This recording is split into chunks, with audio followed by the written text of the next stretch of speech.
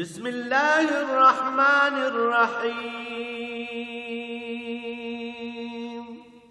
الرحمن علم القرآن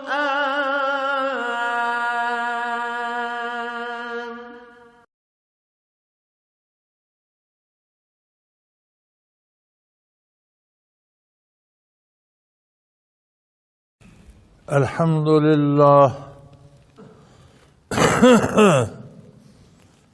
الحمد لله رب العالمين والصلاة والسلام على حبيبه محمد وآله وصحبه أجمعين.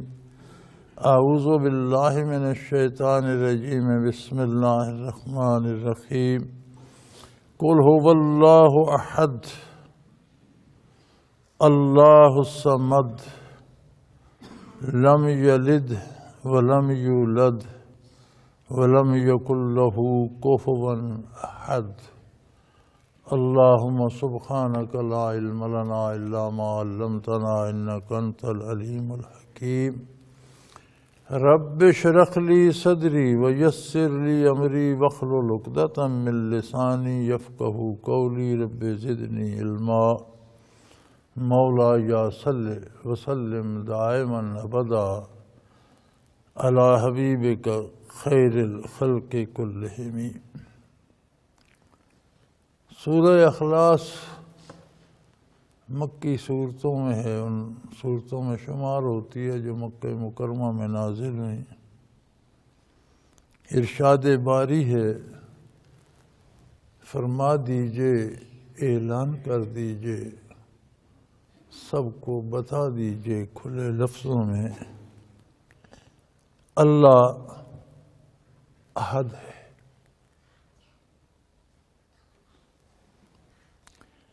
ایک عام محاورہ ہے، ہم اپنی بول چال میں کہتے ہیں اللہ واحد لا شریک ہے. اللہ واحد نہیں، اللہ احد ہے. واحد اور حد میں بڑا فاصلہ ہے. ایک انسان کو بھی آپ واحد کہتے ہیں، بطور انسان وہ ایک اکائی ہے، لیکن ایک وجود میں کتنے اجزاء ہیں گنے نہیں جا سکتے. ایک ہاتھ کو بھی آپ واحد کہتے ہیں. جہاں بات ہوتی ہے ایک ہاتھ ہو تو واحد کا صیغہ استعمال ہوتا ہے، لیکن اس میں آگے کتنے اجزاء ہیں. ایک انگل ہے، یہ واحد ہے، لیکن یہ کیا اکیلی اس کے اندر چمڑا، پٹھے، رگیں، ہڈیاں، ناخن، کتنے حصے ہیں. اللہ واحد نہیں ہے، اللہ احد ہے. اللہ وہ اکائی ہے جو آگے تقسیم نہیں ہو سکتی، جس کا کوئی حصہ نہیں بن سکتا. انسانی وجود میں جدید سائنس کے مطابق 10 کھرب سیل ہیں. جس وجود کو ہم واحد کہتے ہیں، یہ 10 کھرب، 100 ارب کا 1 کھرب ہوتا ہے. انسانی آبادی 6 ارب کے لگ بھگ ہے پوری دنیا میں. تو 100 ارب 10 کھرب سیل ہیں ایک وجود میں. وہ کتنا چھوٹا ہوگا. وہ عہد نہیں ہے، واحد سیل ہے. چونکہ اس سیل میں آگے پھر حیات ہے، اس میں مثبت منفی الیکٹرون ہیں. آپ کی جدید سائنس کہتی ہے کہ ہر سیل میں ایک کتاب بھی ہے. ہر سیل میں 10 کھرب کتابیں ہیں ہر وجود میں، جس میں اس وجود کا پورا نظام لکھا ہوا. اس حد تک لکھا ہوا ہے کہ سائنسدان کہتے ہیں کہ کس عمر میں کتنے سال، کتنے مہینے، کتنے دن، کس دن کے کس لمحے اس کے وجود کا کون سا بال سفید ہوگا، کس لمحے کون سا بال جھڑ جائے گا، کس لمحے کون سے دانت میں درد ہوگا. اتنی باریک چیزیں اس وجود کی پوری تاریخ پیدا ہونے سے مرنے تک اس کتاب میں درج ہے، تو پھر وہ 10 کھربواں حصہ جو انسانی وجود کا ہے، ایک سیل، وہ بھی احد تو نہیں، واحد ہو سکتا ہے۔ آگے اس کے کتنے اجزاء ہیں؟ اس کے اندر جو بجلیاں ہیں جنہیں الیکٹرون کہتے ہیں، وہ بھی مثبت ہیں، واحد نہیں ہیں، جمع اور منفی 2 ہیں۔ پھر جو ایک ہے جمع ہے، جمع اس کو لے، وہ پھر اجزاء سے بنی ہوئی ہے۔ تو دنیا کی کسی چیز کا آپ تجزیہ کرتے جائیں، اس کے حصے ہیں، اس کے اجزاء ہیں، وہ مل کر بن کر بنتی ہے۔ اللہ احد ہے، وہ جیسا ہے، اس کا کوئی جزو، کوئی حصہ، کوئی تقسیم نہیں، اور صرف اللہ ہے جو احد ہے۔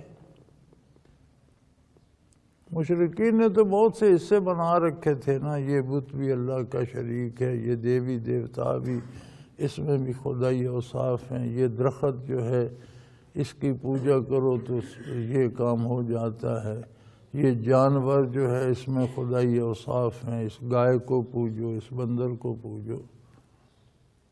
اسی طرح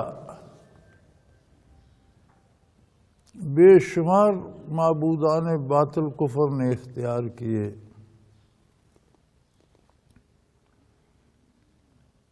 پھر یہ باتیں ہوئیں کہ مشرکین نے جب دیکھا کہ یہ تحریک رکتی تو نہیں ہے، ظلم بھی کر کر کے تھک گئے، راستے روک رکھ کر بھی تھک گئے، معاشی بائیکاٹ کر کے بھی دیکھ لیا 3 سال تک مسلمانوں کے ساتھ، لیکن وہ بڑھتے جا رہی ہے، لوگ پھر مسلمان ہوتے جا رہے ہیں، تو کیا کیا جائے؟ تو بارگاہ رسالت میں انہوں نے ایک شرط رکھی کہ مکہ مکرمہ میں پہلے متعدد مذاہب ہیں، بت پرست بھی کسی ایک بت پہ متفق نہیں ہے۔ بیت اللہ میں بھی انہوں نے 360 تو رکھے ہوئے تھے، ایک پر متفق ہوتے تو 360 کیوں رکھتے؟ کوئی کسی کو پوچھتا، کوئی کسی کو پوچھتا۔ پھر ان پر بھی بس نہیں تھا، ہر خاندان نے ایک اپنا، خاندان میں ہر گھر میں ہر فرد نے ایک اپنا جیب میں ڈالا ہوا ہوتا تھا، وہ سارے کسی نہ کسی طرح خدائی میں شریک تھے ان کے تصور کے مطابق۔ اب اتنے خداؤں کے پجاری تو حاضر ہوئے کہ آپ اپنے رب کو جیسا چاہیں مانیں، اپنے دین پر عمل کریں، اپنے مذہب کے مطابق رہیں، لیکن ہمارے بتوں کو غلط کہنا چھوڑ دیں۔ حضور اکرم صلی اللہ علیہ وسلم نے فرمایا کہ 2 ہی تو چیزیں ہیں، ایک چیز یا غلط ہے یا درست ہے۔ ایک ہوتا ہے اسے صحیح تسلیم کر لینا، بات ہی ختم ہو گئی۔ دوسری ہوتی ہے کہ اسے غلط نہ کہنا، یہ بھی اسے صحیح تسلیم کرنے کے برابر ہے۔ جو تم مطالبہ کر رہے ہو کہ بتوں کو غلط نہ کہا جائے، تو اس کا مطلب ہے کہ انہیں ایک درجے میں صحیح تسلیم کیا جائے۔ یہ اس کا جواب آیا کہ فرما دیجئے هو اللہ احد، وہ واحد بھی نہیں، وہ احد ہے۔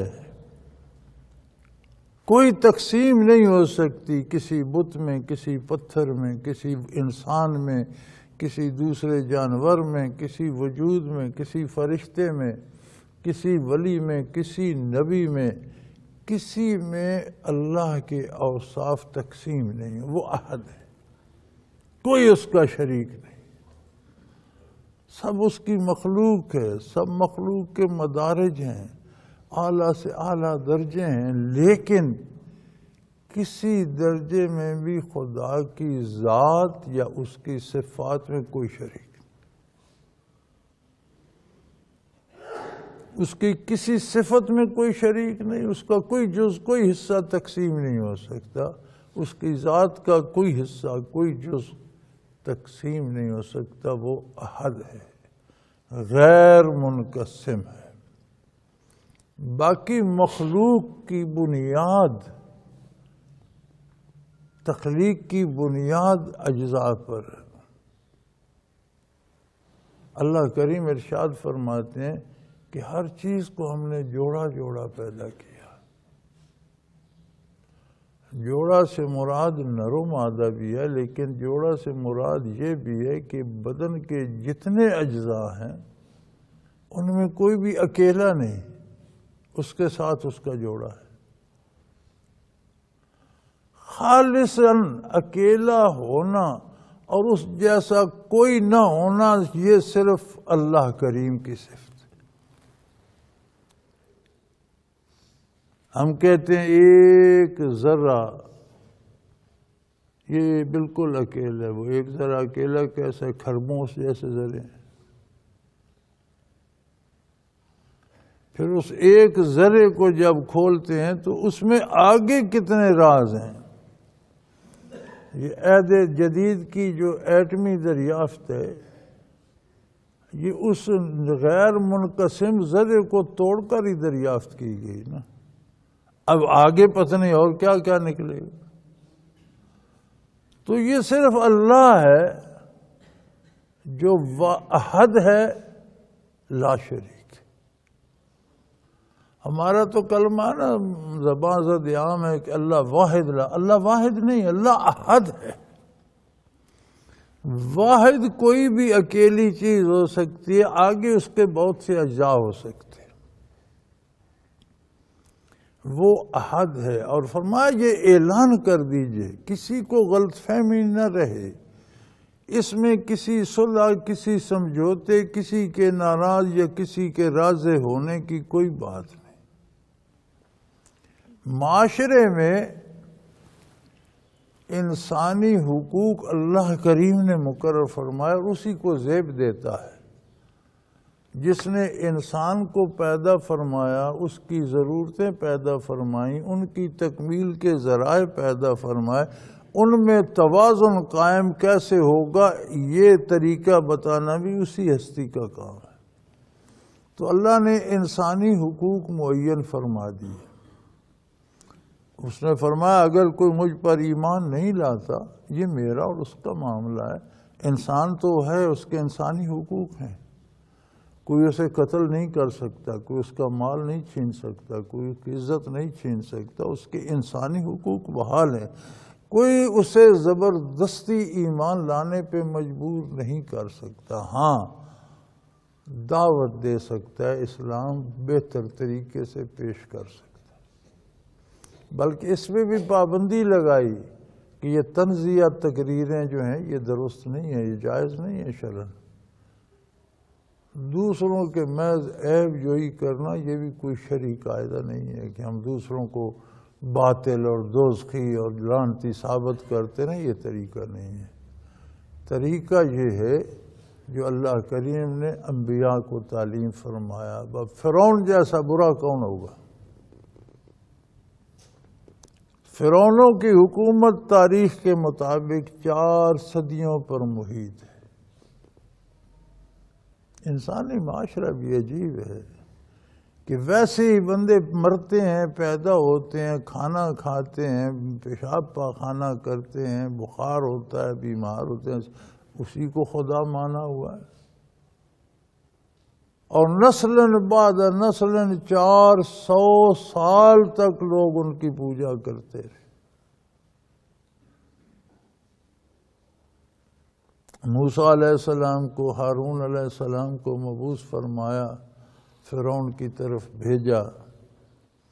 اب جو بندہ 4 صدیوں سے، 1 صدی میں اوسطاً 3 نسلیں گزر جاتی، 12-13 نسلوں سے جو خدا کہلواتے آ رہے ہیں، سونے چاندی کے ڈھیر ہیں، لو لشکر فوج ہیں، ذاتی حکومت ہے، بہت بڑا ملک ہے، بے شمار رعیت ہے، کسی کو زندہ رکھیں، کسی کو موت دے دیں، جو جی چاہے کریں۔ اب اسے جا کر کہنا کہ یہ تو کفر ہے اور تم دین قبول کرو، نبی ہی کر سکتے ہیں، غیر نبی تو اتنی جرأت نہیں کرتا۔ موسیٰ علیہ السلام کا مزاج بھی من جانب اللہ تیز تھا، سخت مزاج تھے، تو فرمایا میرے حبیب جاؤ جب فرعون کے پاس دونوں بھائی فقولا لہو قولا لینا، بات بڑی نرمی سے پیار سے کر۔ بات فرعون سے ہو رہی ہے جو صدیوں سے خدائی دعوے لیے بیٹھے ہیں، خود کو سجدے کا اعلان کہتا ہے انا ربکم الاعلی، کو اور اگر پروردگار ہے بھی تو مجھ سے چھوٹا ہوگا، میں سب سے بڑا رب ہوں۔ تو ارشاد ہوتا ہے فقولا لہو قولا لینا، دونوں بھائی جاؤ بات بڑے مزے سے کرنا ہے، کل قیامت کو یہ نہ کہے کہ تیرے نبی نے مجھے تانے دیے تھے تو میں بات ہی نہیں سمجھا، بات پیار سے کر۔ اب اگر کوئی آج کے دور کا گمراہ ہے یا غلط فرقہ ہے تو آپ حق تو پیش کریں، لیکن وہ فرعون سے تو کم ہی ہوگا، کتنا بڑا بھی کافر ہے تو فرعون سے تو اللہ کہہ رہا ہے پیار سے بات کریں، سمجھانے کی کوشش کریں، تو آج اس پر فتویٰ لگانے اور طعن و تشنیع کرنے کی کیا ضرورت؟ دعوت اللہ کا طریقہ تو یہ ہے کہ پیار سے اگلے کی بھلائی کے لیے۔ فرعون کو فتح کرنے نبی نہیں بھیجے تھے اللہ نے، فتح کے جب اس نے کرنا چاہا تو پل بھر میں غرق کر دیا، فرعون کیا کر سکا؟ معافیاں مانگتا رہ گیا، فرمایا اب وہ وقت گزر گیا، جب معافی کا وقت تھا تب تو اکڑتا تھا، اب گرفت آ گئی تو اب تو معافی مانگتا ہے، وہ وقت گیا۔ الآن وقد کنت من الکافرین، اب تو معافی توبہ کرتا ہے، جب توبہ کا وقت تھا تو کفر کرتا تھا۔ لیکن اصلاح کے لیے فرمایا فقولا لہو قولا لینا، اس کے ساتھ بڑے نرم لہجے میں، محبت آمیز لہجے میں بات پیش کیجئے گا کہ تم بندے ہو، تم خدا نہیں ہو، تم محتاج ہو، تم مستغنی نہیں ہو۔ تو آج اگر ہم معاشرے میں بات کریں، نبی کریم صلی اللہ علیہ وسلم نے کتنے دکھ اٹھائے، مارے کھائیں، وجود عطر زخمی کرایا، ہر تکلیف مالی، مادی، جسمانی، ذہنی اٹھائی، لیکن کبھی کافروں پر بھی بد دعا نہیں فرمائی۔ یعنی سخت بات کرنا تو اور بات ہے، بد دعا تو تنہائی میں بھی کی جا سکتی، بلکہ اللہ کریم نے طائف والوں نے جب حضور اکرم صلی اللہ علیہ وسلم پر پتھر پھینکے تو اللہ کریم نے ملک الجبال کو، وہ پہاڑوں پر جو مقرر ہے، فرشتہ بھیجا کہ میرے حبیب سے پوچھ، انہوں نے آپ پر پتھر پھینکے، اگر آپ اجازت دیں تو یہ پہاڑ اٹھا کر ان پر پھینک دیے جائیں، انہیں پتہ چل جائے کہ انہوں نے کیا کیا۔ تو اس نے جب اجازت چاہی تو حضور نے فرشتے سے بات کرنے کی بجائے بارگاہ الہی میں ہاتھ اٹھا دیا اور ان کے لیے بخشش چاہی، یا اللہ ان سے درگزر فرما، اگر یہ کیوں انہوں نے ایسا کیا، کیوں مجھے پتھر مارے، فرما ان کی طرف سے عذر پیش ہو، فَإِنَّهُمْ لَا يَعْلَمُونَ، یہ مجھے جانتے نہیں، یہ اپنے قریشی بھائی کو پتھر مارے نے، یہ نہیں پتا کہ یہ تیرا رسول بھی ہے، یہ اس حیثیت سے یہ مجھے نہیں إِنَّهُمْ لَا يَعْلَمُونَ، یہ مجھے جانتے نہیں ہیں۔ اگر انہیں نصیب نہیں ہے، اللہ ان کی اولادوں سے کسی کو ایمان نصیب ہو جائے گا، ان سے درگزر فرما، ان پر پہاڑ نہ برسا۔ یہ طریقے تبلیغ ہے۔ تو فرمایا اعلان کر دی، اس میں رعایت، یعنی حق بتانے میں سمجھ، بتانے کا طریقہ نرم ہونا چاہیے، محبت آمیز ہونا چاہیے، لیکن حق میں کوئی روح رعایت نہیں ہونی۔ سمجھوتا حق و باطل میں نہیں ہو سکتا کہ یہ بھی ٹھیک ہے یہ بھی ٹھیک ہے، یہ نہیں ہو سکتا۔ وہ آج کل ایک تو ہمارے سرکاری کام بھی چلا ہوا ہے نا، بین المذاہب، کیا اسے کہتے ہیں، ہم آہنگی بین المذاہب۔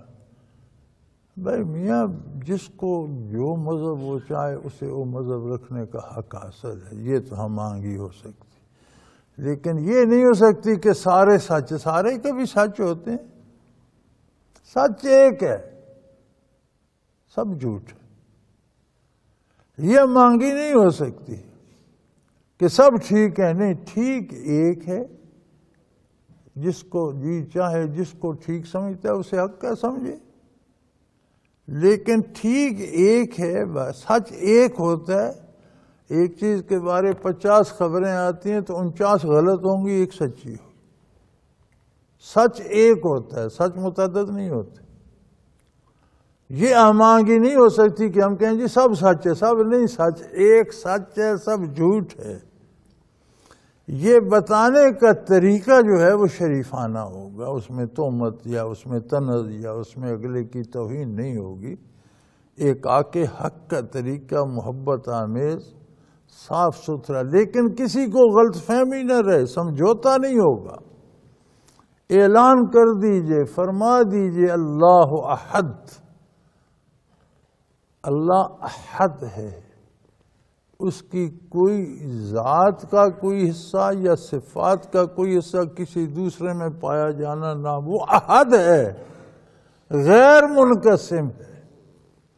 کسی بت میں، کسی پیر فقیر میں، کسی مزار میں، کسی گنبد میں، کسی روضے میں، کسی نبی، کسی رسول میں، کسی فرشتے میں اللہ کا کوئی جز نہیں، اللہ احد ہے، اس کا جز بن نہیں سکتا۔ واحد کے بھی اجزاء بنتے ہیں، احد کے اجزاء نہیں بنتے۔ واللہ احد، وہ احد ہے، کوئی اس کی نہ مثل ہے، نہ مثال ہے، نہ شریک ہے۔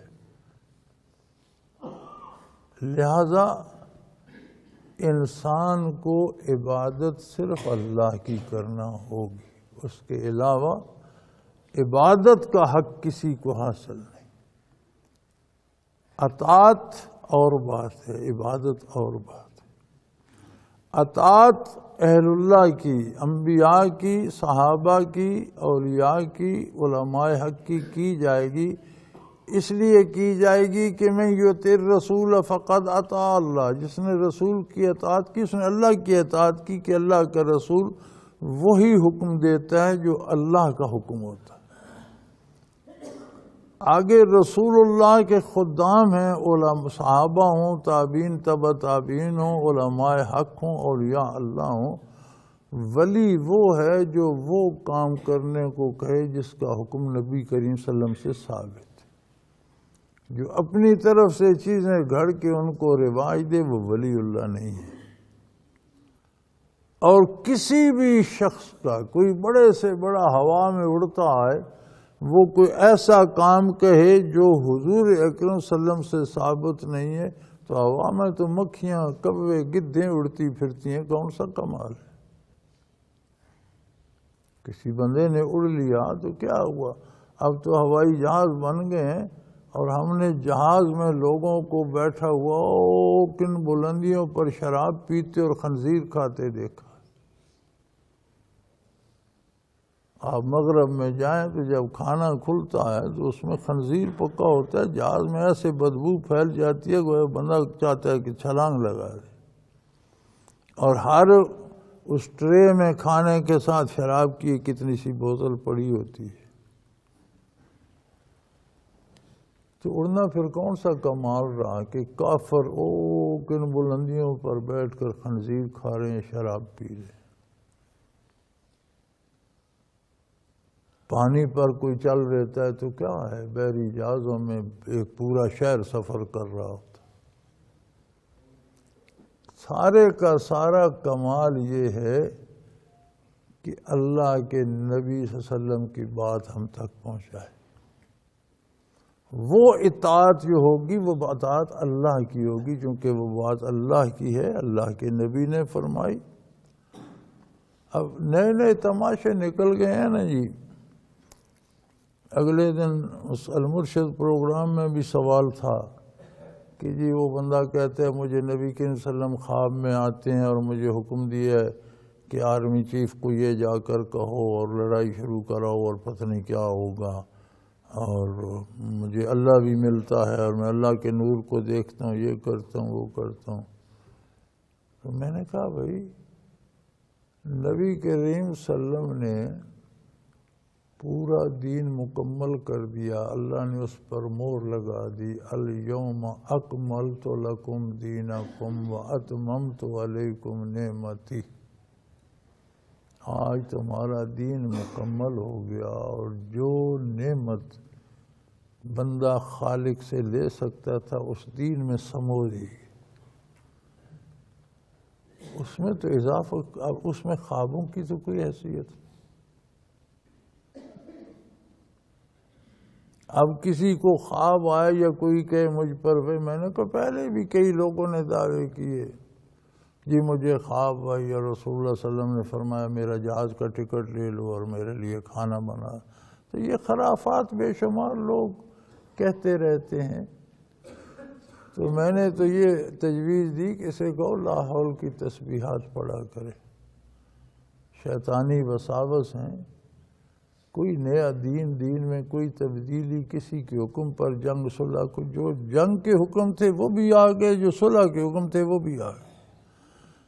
کھانے پینے کمانے لباس پہننے سونے پورا دین مکمل ہو گیا. قیامت تک رہنمائی کر دی گئی انسانیت کی.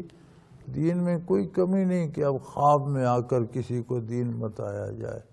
ہاں یہ دعوت النبی کریم صلی اللہ علیہ وسلم نے بھی نہیں کیا. علماء حق اس میں بحث کرتے رہتے ہیں کہ شب معراج بھی اللہ کریم کی زیارت ہوئی یا نہیں، اس میں بحث ہوتی ہے. کچھ قائل ہیں، کچھ کہتے ہیں اللہ تعالیٰ کی زیارت قیامت کو آخرت کو ہوگی، دنیا کی نظروں سے نہیں دیکھا جا سکتا. چونکہ موسیٰ علیہ السلام کلام سنتے تھے ذاتی طور پر، تو عرض کی بار الہ دیدار کی بڑی طلب ہے. رب انظرنی انظر الیک، یا اللہ مجھے اپنا جمال دکھا دے، دیکھنے کو جی کرتا ہے. فرمایا لن ترانی، آپ نہیں دیکھ سکتے، ان آنکھوں سے اس دنیا میں نہیں دیکھ سکتے. مرنے کے بعد میدان حشر میں ہر مومن دیکھ سکے گا، وہاں وہ نظر دوسری کر دی جائے گی. اب جو اس کے قائل ہیں کہ حضور اکرم صلی اللہ علیہ وسلم کو دیدار باری ہوا، وہ یہ دلیل دیتے ہیں کہ اس دنیا کی تو بات نہیں ہے، وہ تو عالم بالا میں جلوہ افروز تھے. سدرۃ المنتہا سے آگے چلے گئے، جنت کا ملاحظہ فرمایا، دوزخ کا ملاحظہ فرمایا. عالم بالا میں کہاں تک گئے، عرش اولا سے آگے کہاں تک گئے یہ اللہ جانے، اللہ کا حبیب جانے. تو وہاں اگر دیدار ہو جائے تو اس میں کیا حرج ہے؟ وہ اس دنیا کی بات تو نہیں، وہ تو وہاں کی بات ہے. تو میں نے کہا اس دور کا ایک عام آدمی ماں و شماع کی طرح اٹھ کر کہہ دے میں اللہ کو دیکھ رہا ہوں، تو یہ ایک واقعہ ملتا ہے. سیدنا شیخ عبد القادر جیلانی بیٹھے تھے ان کی سوانے میں، ملتا ہے تو روئے زمین نور سے بھر گیا، ہر طرف روشنی روشنی، آواز آئی ہے عبد القادر میں اللہ ہوں، اور تو اب میری بارگاہ میں پہنچ گیا، اب تجھے نماز روزے کی ضرورت نہیں ہے، تو جس منزل پہ پہنچنا تھا پہنچ گیا. فرمایا مردود، انبیاء اس منزل پہ نہیں پہنچے جہاں نماز معاف ہو جائیں، عبد القادر پہنچ گیا. شیطان ہے بکتا ہے، دفع ہو جائے یہاں سے. پھر آواز آئی میں نے بڑے لوگوں کو اس طرح گمراہ کیا ہے، لیکن تیرے علم نے تجھے بتا لیا. انہوں نے فرمایا بکواس کرتا ہے، مجھے میرے اللہ نے بچا لیا. پھر آواز آئی کہ میں نے 1 ارب سے بھی بڑے لوگوں کو گمراہ کیا، تو یہاں سے بھی بچ گیا؟ اس نے کہا میں نہیں بچ گیا، میرے اللہ نے مجھے بچا لیا۔ تو میں نے کہا ایسے بھی کہو اللہ کی پناہ مانگے، لوگوں کو گمراہ نہ کرے۔ اللہ غیر منقسم اکائی ہے، احد ہے، وہ تقسیم نہیں ہوتا کہ یہاں اللہ دکھائی دے رہا ہے، وہاں چھپ گیا ہے، یہاں اس نے دیکھ لیا اس نے نہیں۔ جب خود اپنا جلوہ آشکارا کرے گا تو ہر صاحب ایمان کو زیارت ہوگی۔ کافر کی آنکھوں کے سامنے کفر کا اندھیرا ہوگا، وہ نہیں دیکھ سکے۔ بڑی لذتیں ہیں جنت میں، بڑی لذتیں اس دنیا میں سوچ نہیں سکتے آپ، لیکن سب سے زیادہ لذیذ چیز کیا ہے؟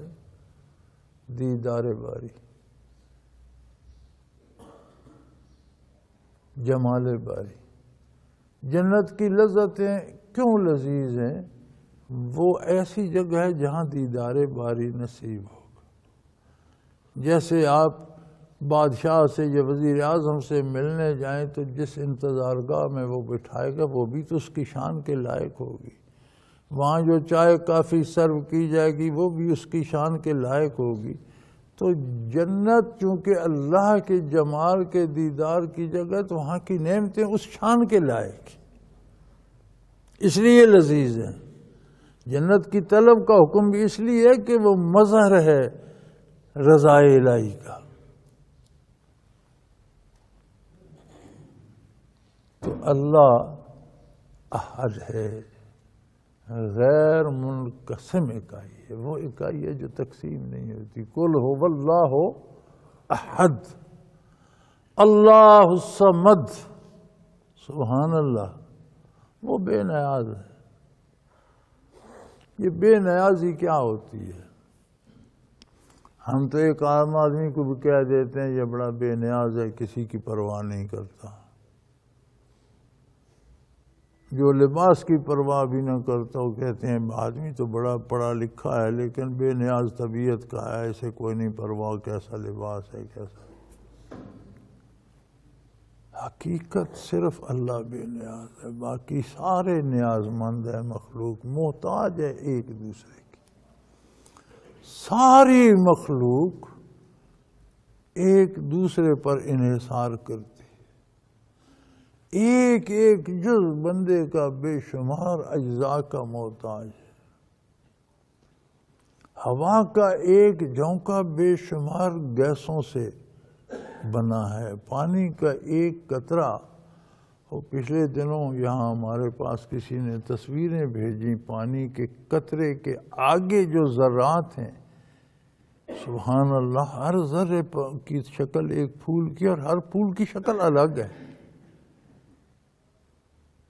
اور کتنے کروڑوں ذرے ایک قطرہ پانی میں ہیں، ہر ذرے کی شکل ایک پھول، اور اس کی پتیاں اور خوبصورتی، اور کوئی 2 پھول ایک جیسے اس میں نے نہیں دیکھے، جتنی تصویریں تھیں سب کی الگ الگ شکلیں ہیں۔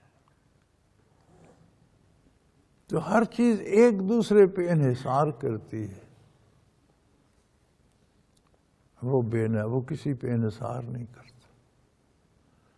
کسی کے ماننے سجدے کرنے سے اس کی شان بڑھ نہیں جاتی، کسی کے کفر کرنے انکار کرنے سے اس کی شان میں کمی نہیں آ جاتی۔ مخلوق محتاج ہے، مانتا ہے تو مخلوق جو ماننے والا ہے وہ کچھ لیتا ہے، انکار کرنے والا ہے تو کچھ اپنا نقصان کرتا ہے، اس کی ذات اس کے انکار یا اقرار سے متاثر ہے، وہ بے نیاز۔ مخلوق ہمہ وقت اس کے دست قدرت میں ہے،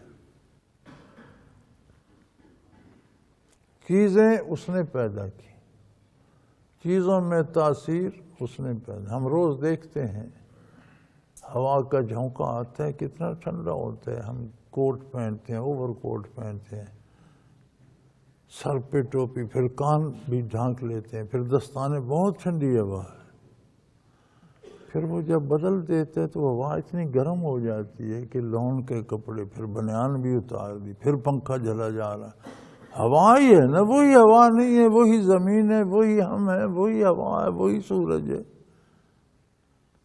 وہ جو برف کی طرح یخ تھی آگ کی طرح گرم ہو گئی. اس کے دست قدرت میں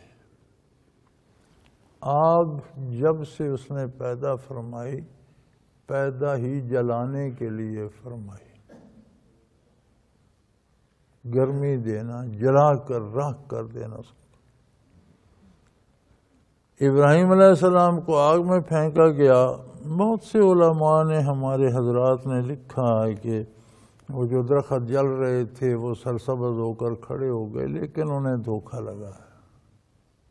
حق بات یہ ہے کہ اللہ نے آگ کو حکم دیا، جلاتی رہی ہے، جلاتی رہے گی. آج باد بہاری بن جا، آگ جلتی رہے، بھڑکتی رہے، شعلے لپکتے رہیں. ابراہیم کے لیے وہ شعلے باد بہاری بنے. قلنا یا نار کونی، آج آگ تو ٹھنڈی ہو جا ابراہیم کے لیے.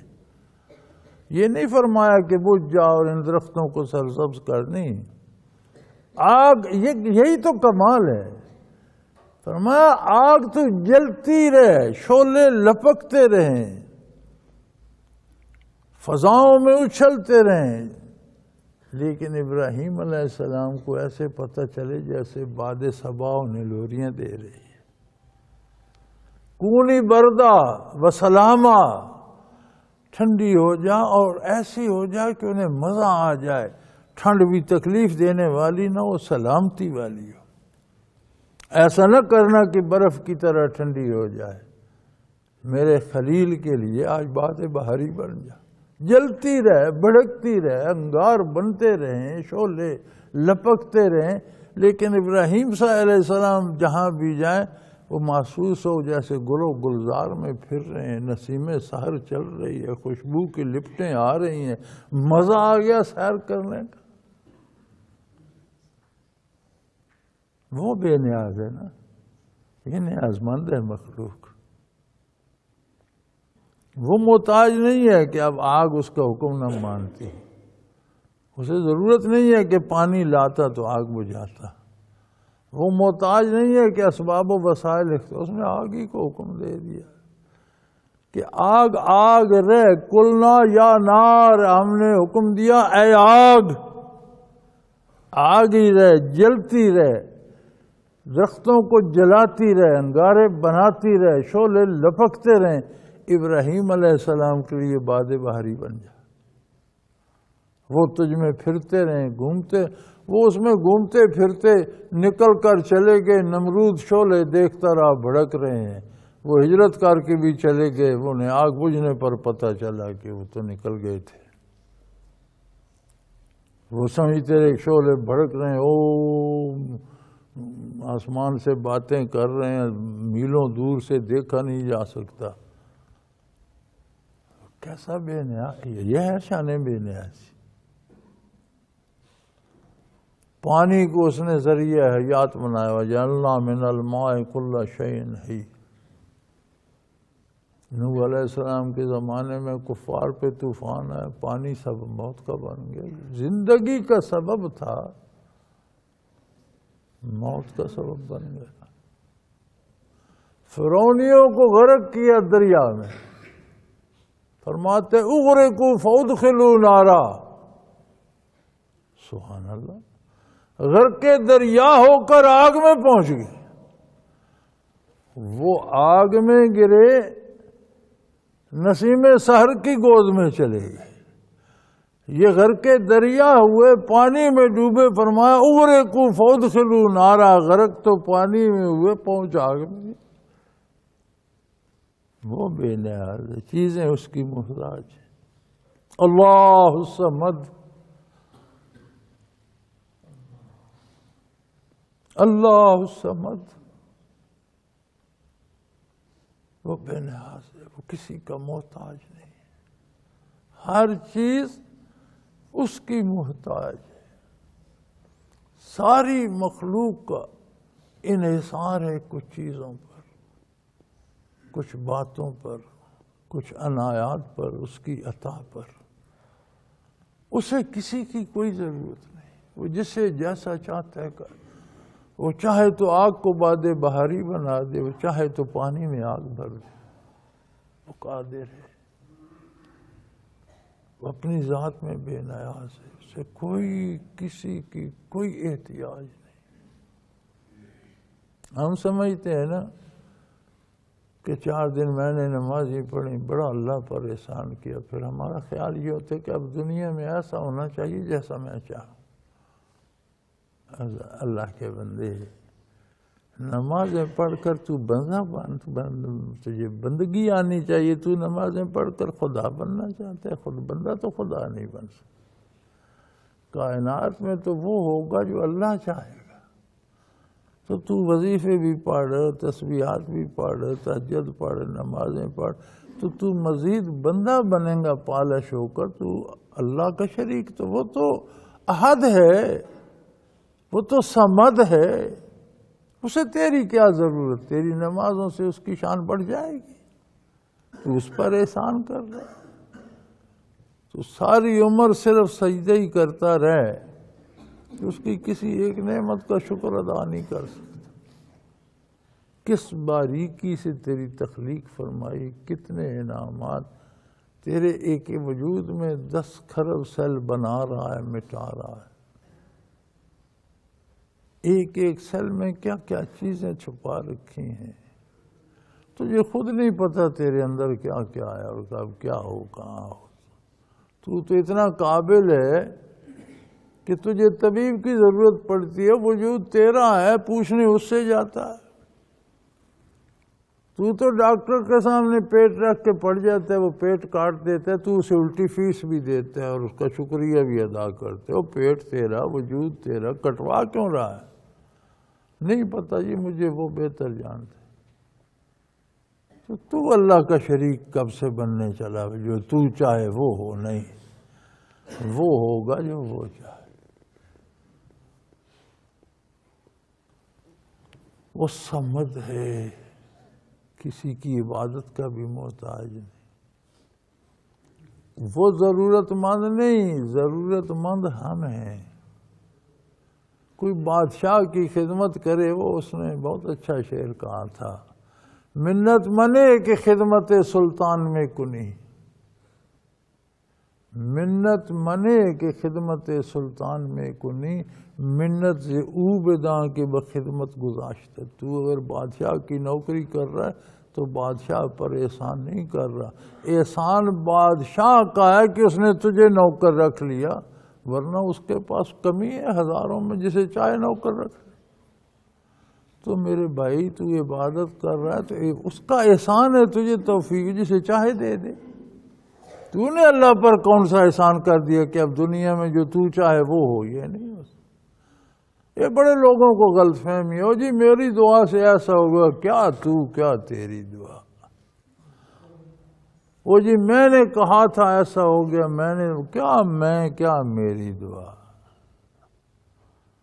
اتنے وسیع نظام میں جس کی ہمیں سمجھ ہی نہیں، اس میں کون سی تبدیلی ہم لا سکتے؟ دعا ایک بہانہ ہے اللہ کریم سے براہ راست بات کرنے کا. بڑا شان ہے، بڑی شان ہے، بڑا مقام ہے کہ کوئی بندہ اللہ سے بات کر رہا ہو. دعا کا اصل کیا ہے؟ عاجز حقیر مخلوق اپنا تصور باندھے بارگاہ الہی میں، پہلے درود پاک پڑھتا ہے کہ باب رحمت واہ ہو، پھر اپنی گزارشات پیش کرتا ہے. ہونا اس کی دعا سے نہیں، ہونا وہ ہے جو وہ چاہتا ہے. اسے بات کرنے کا شرف مل گیا، اور بڑا مقام ہے کہ ایک بندہ اللہ سے بات کر رہا ہے. بس اس سے زیادہ دعا کچھ بھی نہیں. اور یہ کتنی عظمت ہے کہ بھائی ہم بابے چاہیں تو بیٹا ہماری بات نہیں سنتا، جس کو ہم نے بولنا سکھایا تھا وہ ہمیں کہتا ہے تجھے بات کرنا نہیں آتا. کیا عجیب بات. تو تجھے باتیں کرنا میں نے سکھایا تھا، آج تو مجھے کہتا ہے تجھے بات کرنا ہی نہیں آتا، ایسا ہی بتا۔ ساری عمر محنت سے ہم گھر بناتے ہیں، بچے کہتے ہیں بابا چیزیں خراب کر دیتے ہو، اپنے کمرے میں بیٹھو، میرا ٹیلی فون گرا دیا، میری لائٹ ڈسٹرب کر دی، میرا کارپٹ میلا کر دیا۔ اور دیہات میں تو بہویں کہتی ہیں بابا مسیتی ٹر جا کے پکھا لا لے، اتھے نہ لے پانی بھی، پکھا لا کے سو جا کے کھکھا کھک کے اندر گندا پیا کر۔ گھر میں ہماری یہ حیثیت ہے، کائنات میں ہماری دعا سے کیا بدل جائے گا؟ کچھ نہیں ہوتا، وہ خود کرتا ہے، وہ صمد ہے، بے نیاز ہے، کوئی ضرورت نہیں اسے کسی کی کچھ پوچھنے کی، مشورہ کرنے کی، سننے کی۔ وہ کریم ہے، اپنے کرم سے کائنات اپنی پسند سے چلا رہا ہے۔ فرما دیے میرے حبیب، فرما دیجئے اللہ حد ہے، اللہ الصمد، وہ بے نیاز ہے۔ لم یلد ولم یولد،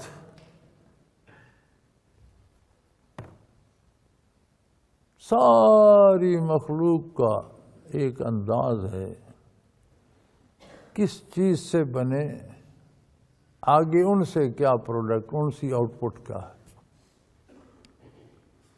ہر شے کی ایک بنیاد ہے، ہر شے کے والدین ہیں، اولاد ہے۔ فرشتہ نوری مخلوق ہے، توالد و تناسل نر مادی اس میں نہیں ہے، لیکن بنا تو نور سے، تخلیق تو ہوا، ایک مادہ تو ہے جس سے بنایا گیا۔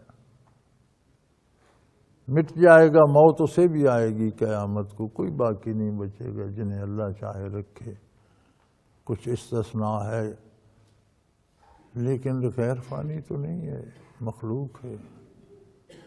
جن انسان اجزاء سے بنے، آگے ان سے اجزاء ہیں، جانور، درخت، کوئی ذرا سی چیز، سبزہ، بوٹی، پتا، گھاس، کہیں سے آئے، کچھ اجزاء ہیں، کچھ ان سے آگے آؤٹ پٹ ہے۔ فرمایا لم یلد ولم یولد، نہ وہ کسی چیز سے بنا، نہ اس سے آگے کوئی آؤٹ پٹ ہے، وہ ایک اپنی ذات میں یکتا ہے۔ یہ تصور کے فرشتے اللہ کی بیٹیاں باطل ہو گیا، یہود کا یہ تصور کہ عزیر ابن اللہ باطل ہو گیا، عیسائیوں کا یہ عقیدہ کہ المسیح ابن اللہ باطل ہو۔ فرمایا کوئی نہ اس کی اولاد ہے، نہ وہ کسی کی اولاد، نہ وہ کسی سے بنا، وہ از خود ہے، وہ الاول والآخر، سب سے اول بھی وہی ہے، سب سے آخر بھی وہی، والظاہر والباطن، سب سے ظاہر و آشکارا بھی، سب سے پوشیدہ راز بھی وہی ہے، سب سے نہاں بھی وہی ہے، سب سے احیاء بھی وہی ہے۔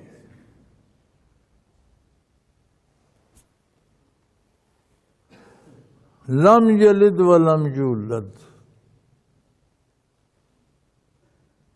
کوئی نہ اس کی ابتدا ہے نہ انتہا ہے، نہ وہ کسی سے ہے نہ آگے کوئی اس سے ہے، وہ احد ہے۔ یہ ساری احد کی تشریح ہو رہی ہے۔ احد بے نیاز ہوتا ہے، اس کا انحصار کسی پر نہیں ہوتا، اس لیے وہ بے نیاز ہے۔ قل هو اللہ احد، کیسا حد ہے؟ اللہ الصمد، ہر چیز اس کی محتاج ہے، وہ کسی کا نہیں۔ لم یلد ولم یولد، نہ اس جیسا اس سے آگے کوئی بنا، نہ وہ کسی سے بن گیا، وہ اپنی ذات میں خود ہی ہے، وہ سب کو بنانے والا ہے، اپنی ذات میں وہ خود موجود ہے، اسے کوئی بنانے والا نہیں۔ اس کا علم اس کا ذاتی ہے، کوئی اسے سکھانے والا نہیں۔ اس کی ہر صفت اسی کی طرح ازلی و قدیم ہے، ابدی ہے، ہمیشہ سے ہے، ہمیشہ رہے گی، کوئی اسے کمی بیشی کرنے والا نہیں۔ کوئی بت کوئی جانور، کوئی مکان، کوئی پیر، کوئی فقیر، کوئی ولی، کوئی صحابی، کوئی نبی، کسی میں رب کا کوئی رب کا شریک کوئی نہیں۔ وہ واحد ہے، احد ہے، لا شریک ہے، بے نیاز ہے، لم یلد ولم یولد ہے، نہ وہ کسی کا جز ہے نہ آگے اس کا کوئی جز ہے۔ وَلَمْ يَكُنْ لَهُ كُفُوًا أَحَدٌ، اور بات ختم ہو جاتی ہے کہ کسی طرح کسی صفت میں کوئی بھی اس کی برابری نہیں کر سکتا، ختم۔ کوئی صفت ہو، سمع، بصارت، بولنا، چالنا، رو دینا لینا، کوئی صفت کسی کمال میں، مخلوق ہمہ وقت اس کی محتاج ہے، وہ بے نیاز ہے، کوئی اس کی برابری نہیں کر سکتا۔